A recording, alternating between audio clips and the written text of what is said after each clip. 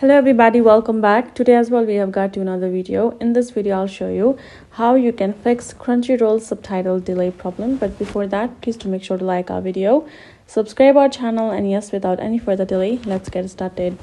So for that, it's a very easy method. You just have to go through some steps, so make sure to watch the video till the end. Now what you're going to be doing is, first of all, you're going to go to your app store and make sure if your app is updated or not, because if it's not, then that could be the cause of the constant error to happen and for it to lag as well. So you're going to be going to App Store and going to go to search bar and type in Crunchyroll.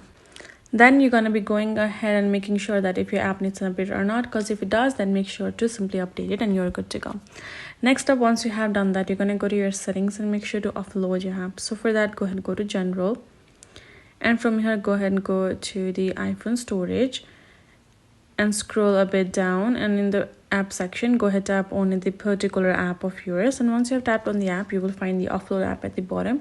Tap on the Offload app. You will be able to offload your app and reinstall your Crunchyroll. So subtitles delay is not a big issue happening by some settings. It's simply it's not working properly, and that can sometimes happen. So what you're going to be doing is you're going to be reinstalling, or you can directly from your home screen as well. You can simply long press on it and then delete, remove app, and reinstall it again, add in your credentials, and you will be able to use the app without the subtitles delay, and it should work fine. So those are the things that you can do for it to be solved. So hope this video helped. Thank you so much for watching. I will see you guys in our next video.